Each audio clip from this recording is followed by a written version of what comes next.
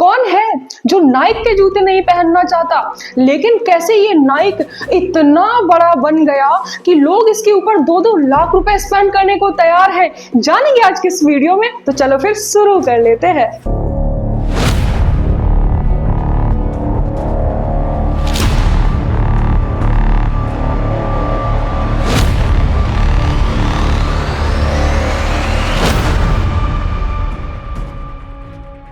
तो आज का हमारा वीडियो है स्पोर्ट्स शू इंडस्ट्री को डोमिनेट करने वाले नाइक के स्टोरी के बारे में।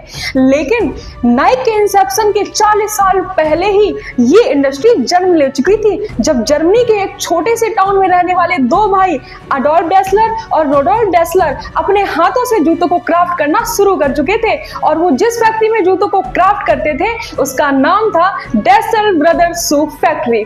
इस फैक्ट्री ने सबसे ज्यादा सक्सेस तब हासिल की जब 1960s में बर्लिन में हुए ओलंपिक्स में जेस ओवेंस नाम के एक एथलीट ने इन जूतों को पहना और लगातार 4 गोल्ड मेडल जीते। और यहीं से दोस्तों शुरुआत हुई स्पोर्ट फुटवियर शू इंडस्ट्री की। लेकिन दोस्तों बर्लिन ओलंपिक्स के बाद में इन दोनों भाइयों के रिश्तों को किसी की नजर लग गई और इनके रिश्ते आपस में बिगड़ने लगे और बात इस हद तक पहुंच गई कि दोनों ने तो अपने रास्ते ही अलग कर लिए।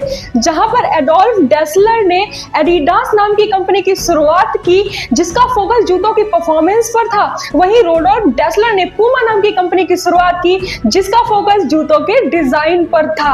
इन दोनों के बीच में राइवलरी इतनी ज्यादा थी कि फैक्ट्रीज, फैमिलीज और फुटबॉल टीम्स दोनों के बीच में बुरी तरह से बढ़ चुकी थी। एडिडास एक तरफ स्क्रू वाले फुटबॉल बूट लॉन्च कर रही थी, वहीं दूसरी तरफ पूमा पेले को मैदान पर पूमा बूट के फीते बांधने पर मजबूर कर रही थी। हालत ये थी दोस्तों कि 1960s तक पूरे स्पोर्ट फुटवियर मार्केट पर पूमा और एडिडास का कब्जा हो चुका था। लेकिन अमेरिका में फिल नाइट नाम का एक यंग बिजनेस स्टूडेंट इन दोनों कंपनीज की डोमिनेंस को चैलेंज करने का प्लान बना चुका था और यही से दोस्तों शुरुआत होती है द राइज ऑफ नाइकी की। यूनिवर्सिटी ऑफ ऑरेगन से ग्रेजुएट होने के बाद में फिल नाइट को अपनी लाइफ का पर्पस समझ में नहीं आ रहा होता है, तो वो सोचता है कि अगर वो मिलिट्री को ज्वाइन करेगा तो उसको थोड़ी शांति मिलेगी। लेकिन ऐसा नहीं होता है दोस्तों, 1 साल बाद वो मिलिट्री को भी छोड़ देता है। फिर वो दाखिला लेता है स्टैनफोर्ड स्कूल ऑफ बिजनेस में, जहां पर वो अलग अलग बिजनेसेस को एनालाइज करता है। उसके इस एनालिसिस में अमेरिकन फुटवियर इंडस्ट्री भी शामिल होती है, जहां से उसको आइडिया आता है कि अगर वो जापान से शूज मंगाकर अमेरिका में बेचेगा तो उसे काफी फायदा होगा और वो एक एस्टैब्लिश बिजनेसमैन बन सकता है। अपने इस आइडिया को वो अपने क्लासमेट्स को, अपने फ्रेंड्स को शेयर करता है, लेकिन उन्हें ये आइडिया रास नहीं आता दोस्तों। स्टैनफोर्ड से ग्रेजुएट हो जाने के बाद में फिल नाइट अपने फ्रेंड के साथ में एक टूर पर निकलता है। इसी टूर के दौरान वो जापान पहुंचा और जापान में सिटी ऑफ केप में एक जूते ने उसका ध्यान अपनी तरफ आकर्षित कर लिया। ये जूता हाई क्वालिटी भी था और कम प्राइस का भी था, जिसका नाम था टाइगर और इसको जापान की ओत्सुका नाम की कंपनी ने मैन्युफैक्चर किया था। फिल नाइट को ये जूता इतना ज्यादा पसंद आता है दोस्तों कि वो ओत्सुका के मैनेजर के साथ में फाइट करके अपनी 1-to-1 मीटिंग फिक्स कर लेता है। ओत्सुका भी मीटिंग के लिए इसलिए तैयार हो गए दोस्तों क्योंकि फिल नाइट ने अपने आप को अमेरिकन शू डिस्ट्रीब्यूटर के रूप में प्रेजेंट किया था और ओत्सुका को अमेरिका में अपना बिजनेस भी बढ़ाना था। मीटिंग में जाने से पहले फिल ने how to do business with Japanese नाम की एक बुक को मेमोराइज किया। साथ ही स्टैनफोर्ड यूनिवर्सिटी में उसने बिजनेस के डेटा और एनालिटिक्स भी पढ़े थे। इसी डेटा को उसने ओत्सुका के मैनेजर्स के सामने प्रेजेंट किया। उसकी इस प्रेजेंटेशन को उन्होंने बहुत ज्यादा पसंद किया और वो इम्प्रेस हो गए। मीटिंग अच्छी जा ही रही थी दोस्तों कि मैनेजर्स ने पूछ लिया कि आपकी कंपनी का नाम क्या है। फिल तो भौचक्का हो गया क्योंकि उसकी तो कोई कंपनी थी ही नहीं, लेकिन उसके दिमाग में आइडिया आया ब्लू रिबन स्पोर्ट्स और उसने मैनेजर से कहा कि मैं blue ribbon sports Portland origin को रिप्रेजेंट करता हूं। मैनेजर्स इतने इंप्रेस हो गए दोस्तों कि उन्होंने फिल के सामने प्रपोजल रख दिया कि क्या तुम अमेरिका में हमारे शू डिस्ट्रीब्यूटर बनोगे। तो जाहिर सी बात है दोस्तों, फिल का जवाब तो हाँ ही होना था। मीटिंग के बाद फिल अमेरिका वापस चला गया और कुछ दिनों बाद ओत्सुका ने जूतों के 12 पेयर फिल के घर पहुंचाए। फिल इन जूतों को लेकर अपने रनिंग कोच बिल बोरमैन के पास में गया जो कि उस वक्त रनिंग के बहुत ही अच्छे कोच हुआ करते थे दोस्तों। उन्हें जूतों के बारे में बहुत ही बेहतर जानकारी थी। उन्होंने कई एथलीट्स के शूज को मॉडिफाई करके लाइट वेट बनाया था और रनिंग के लिए बेहतर बनाया था। उन्होंने जब ये जूते देखे तो उन्हें ये जूते इतने पसंद आए कि उन्होंने फिल के सामने तो बिजनेस पार्टनर बनने का प्रपोजल ही रख दिया। और यहीं से दोस्तों शुरुआत हुई ब्लू रिबन स्पोर्ट्स की, जहां पे बिल बोरमैन और फिल नाइट इनके को फाउंडर के रूप में सामने आए। दोनों ने $500 कंपनी में डाले और जापान से 300 पेयर शूज के ऑर्डर कर दिए।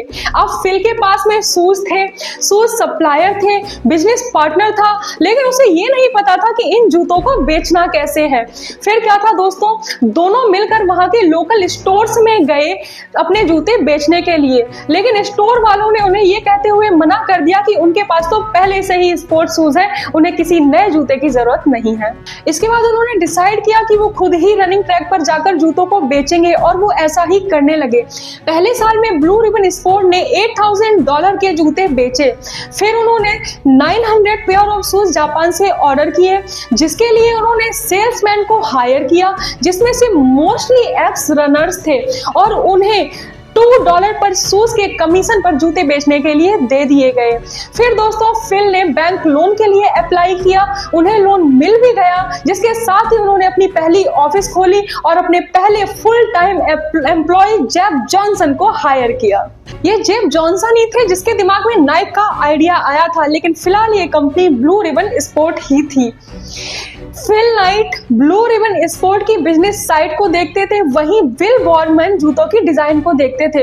वो जूतों की डिजाइन में जो भी मॉडिफिकेशन करते थे उसको अपने सप्लायर ओनत्सुका को बताते थे, और ओनत्सुका वैसे ही जूते अमेरिका भेजता था।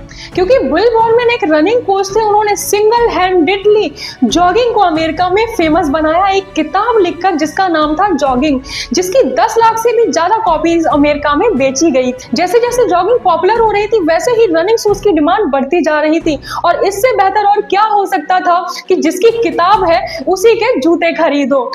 दोस्तों 1969 में बिल बोरमैन का बनाया हुआ खुद का एक जूता, जिसे उन्होंने खुद ही डिजाइन किया था और जिसका नाम था कॉर्टेज, अमेरिका का बेस्ट सेलिंग शूज बना। लेकिन कंपनी ने इस बार पहले वाली गलती नहीं की। उन्होंने एक शू मैन्युफैक्चरर की जगह कई सारे शू मैन्युफैक्चरर से अपने जूतों को बनवाना शुरू कर दिया। 1971 वो साल था जब ब्लू रिबन स्पोर्ट बदलकर नाइक हो चुकी थी, और अब तक कंपनी $1 मिलियन का आंकड़ा भी क्रॉस कर चुकी थी।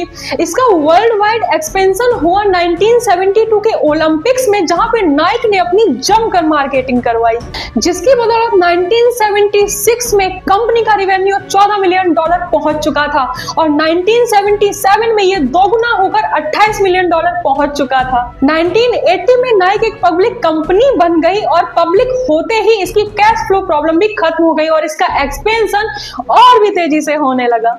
पब्लिक होने के बाद उन्होंने टाइगर वुड्स और लेब्रॉन जेम्स जैसे एथलीट के साथ में डील साइन की इनके स्टार्टिंग के करियर में ही, और जैसे जैसे ये एथलीट्स फेमस हुए नाइक जो है और भी फेमस होता चला गया। लेकिन नाइक का सबसे लैक्रेटिव कॉन्ट्रैक्ट हुआ माइकल जॉर्डन के साथ में, और फिर से ये उनके स्टार्टिंग करियर में ही डील हुई थी दोस्तों। लेकिन जैसे जैसे ही माइकल जॉर्डन फेमस होते गए वैसे वैसे नाइक का ग्राफ भी बढ़ता चला गया।